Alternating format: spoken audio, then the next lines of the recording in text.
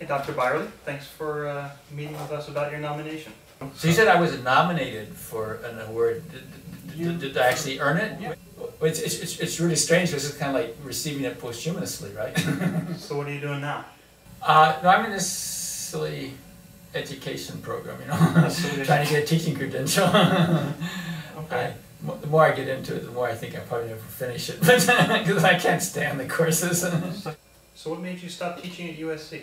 I guess all the physics I know is sort of very mathematical and very theoretical. I mean, you just chalk and a board is about all you need, but they seem to want to have all kinds of demonstrations and hands-on things and discussions and plays and you're kidding. Okay, you be the nucleus and you can be an electron, run around in it, or you can vibrate. But I was hoping we would teach real science here. Was there any one person in particular that made you want to leave? Michael has always been good about Michael Arvin. You know. Anyone else?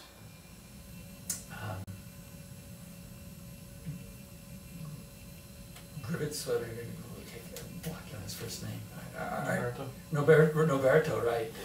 Okay, well, could you tell me a little bit about your background? Well, then I was at Caltech for 3 years, but then I really wanted to do. I was getting interested in voyage clamp and all these techniques, which you really couldn't do very well in ASCRS.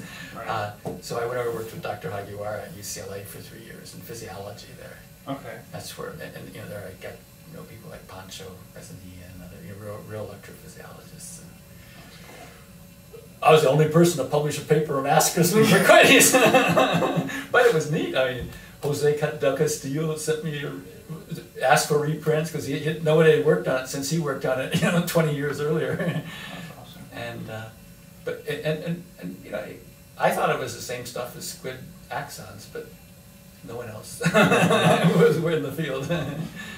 And consequently, no one has ever had to cite those papers at all. From the time we published them, I guess back in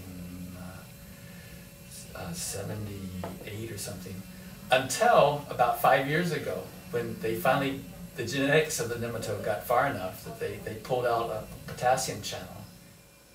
Oh, fascinating.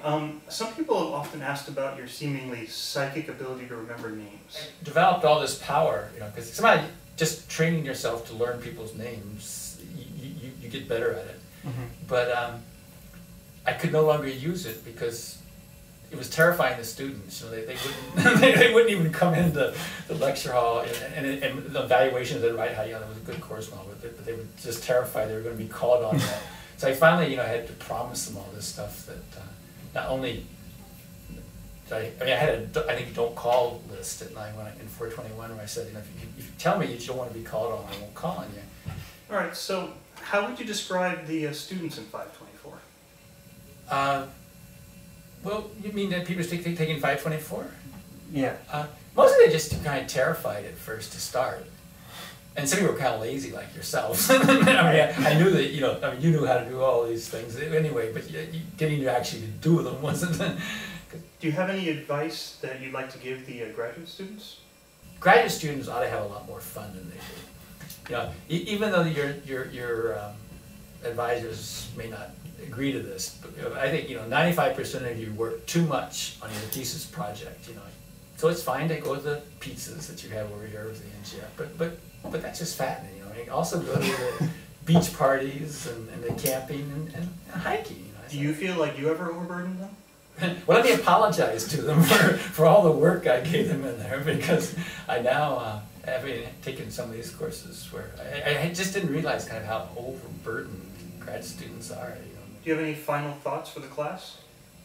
I hope the graduate students will get to be more expressive, talk more. They have great ideas. They ought to speak out more. Both in seminars and asking questions, and also suggesting their ideas, to the faculty, and how to change the program and run things. Because they really have so much more talent than the faculty. Great. Thank you for taking the time to meet with us.